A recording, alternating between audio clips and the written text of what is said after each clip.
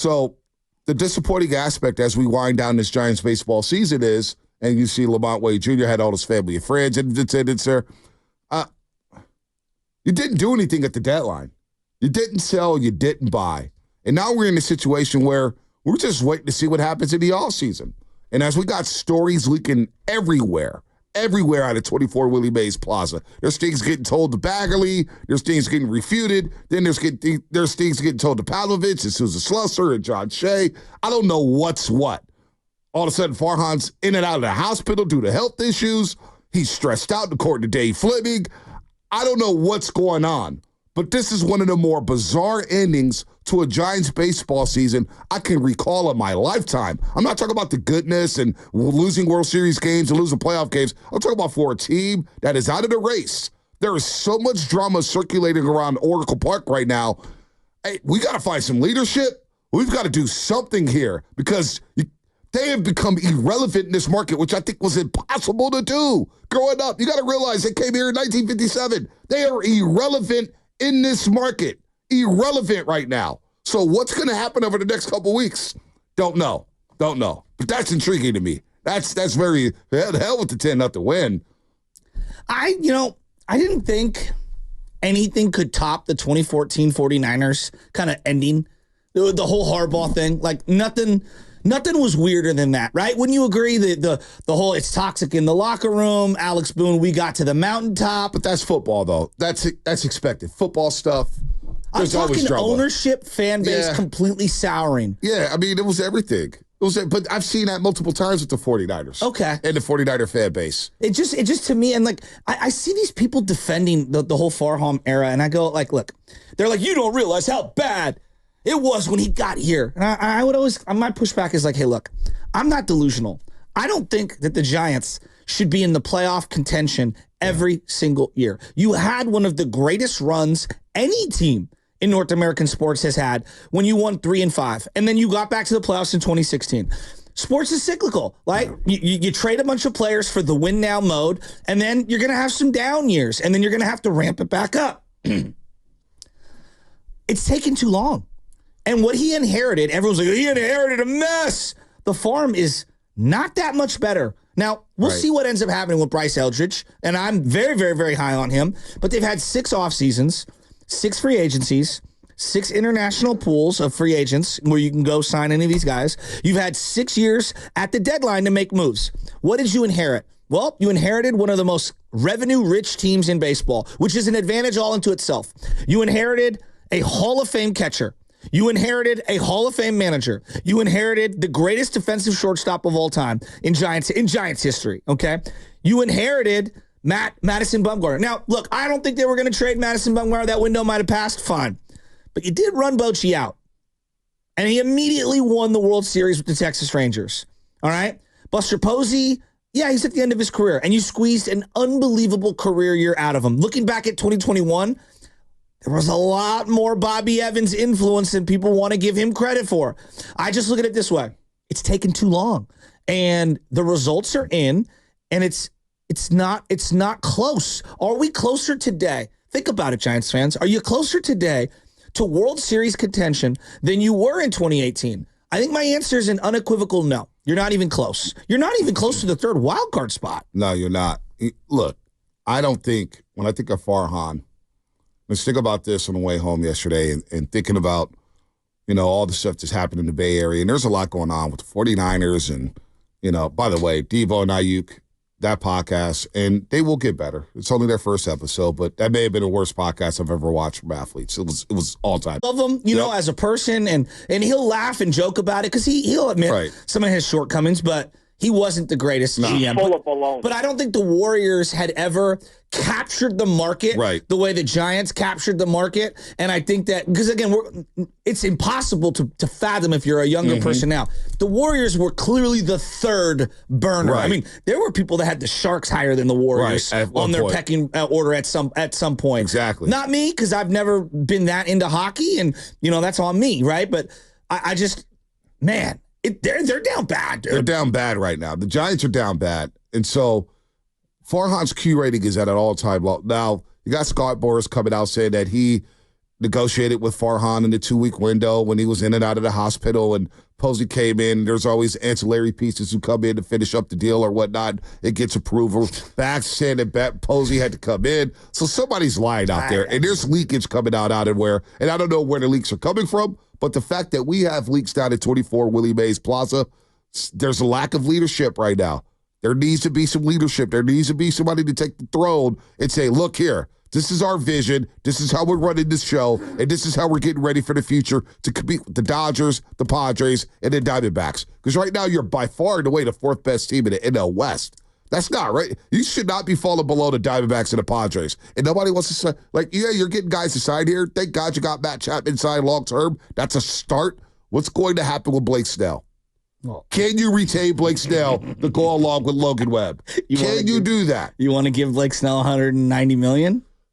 That's you know what you're asking me how, and I'm telling you how. You know what? He might be worth it. He might be worth it. I mean, you got to take the good with the bad, and he gets off slow, and sometimes he only goes 6 innings or 5 innings, but this is the fourth straight second half of the season where he's been lights out, dominant, top 5 pitcher in baseball. There's one thing that the Giants have at their disposal and their advantage, and this is the part where I don't understand Giants fans. Money.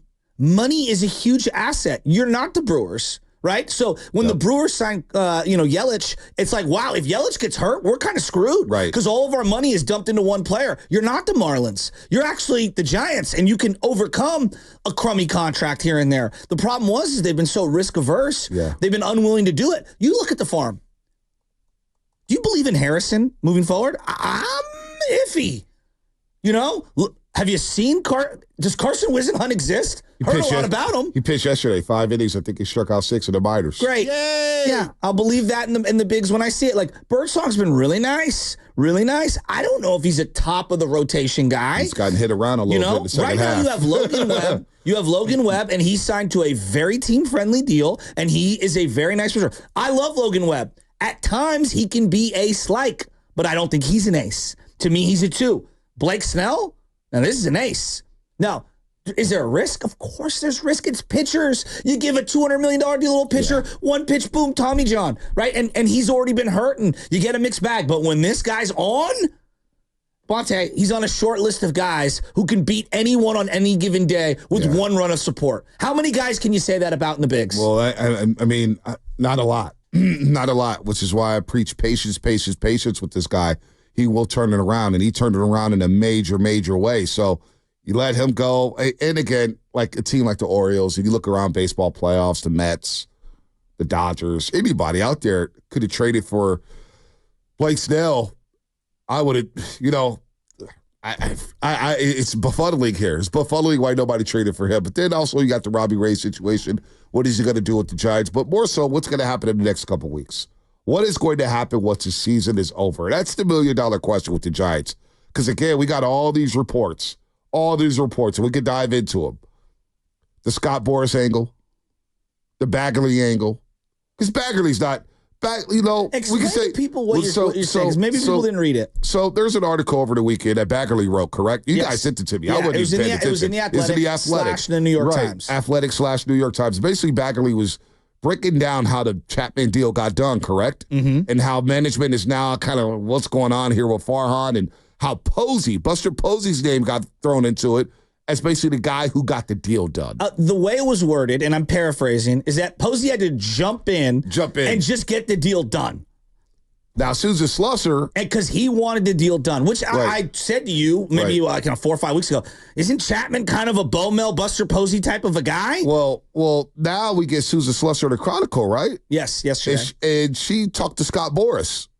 And Scott Boras refuted things, saying that, no, Farhan and I did most of the work together. Yeah, you know how I perceive that article? And Susan is getting the source straight from Scott Boras. She's not getting inaccurate information. The information's coming from Boras.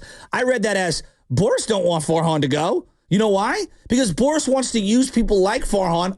I've got Juan Soto. I want $500 million, Yankees. Well, the Giants will give him $500 million, and then he uses the Giants as leverage. Then he goes back to the Yankees. He signs with the Yankees. He gets more money. Then he turns around to the Giants after the Giants have struck out on. So he goes, well, I'm also representing these other mediocre outfielders. You could sign a couple of them on 2- and 3-year deals. Look at how many deals that Scott Boras has done with Farhan with these middling players, the Hanegers of the world. He lives for guys like Farhan. So you got that angle. You have Bob Melvin calling a team meeting after getting shut out, 3 straight times? Which is weird to me, calling a team meeting at this point. We needed a team meeting 2 months ago. We needed you to flip the spread 6 weeks ago.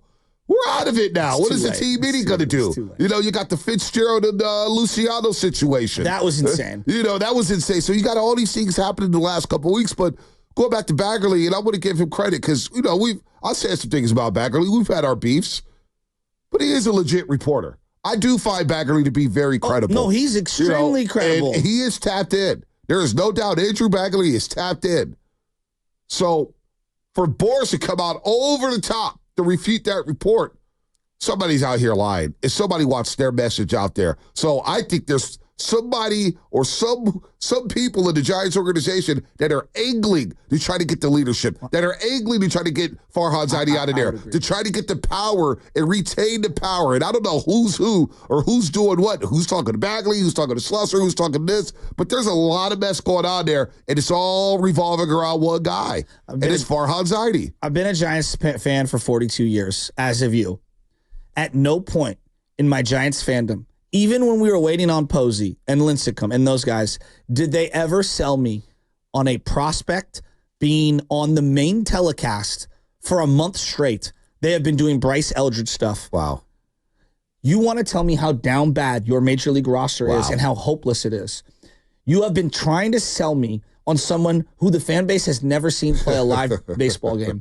Well, I want to see him play. But no, I do too. But Bonte, think about how bad you just drafted him a year ago. Now, he might be the greatest player of all time. Well, I go back to the crossover, and Steiny asked you, when we were doing 10-2, and Steiny asked you, hey, what's the most exciting aspect of the Giants? And you named a guy who was in single A at the time. And I said, damn, that's the most exciting aspect of the Giants is a guy in single A? Think about that. But it's been like that over the last 3 years. We were excited about Harrison. We're excited about Luciano. We're excited about Matos. We were excited about Ramos. Then we soured on Ramos. Then we soured on Matos. Then we soured on Luciano. Then we're high on Wisenhut. Then we're out on Wisenhut. Then we're out on Harrison. I hope Eldridge, for the sake of all Giants fans' psyche, I hope Bryce Eldridge is the real deal. I really do. I'm pulling for this kid. There's an immense amount of pressure on him to carry this franchise, but they need somebody. So we'll continue this conversation on the other side. I can see Love in there. His fingers are getting itchy here because he's ready to say break, break, break.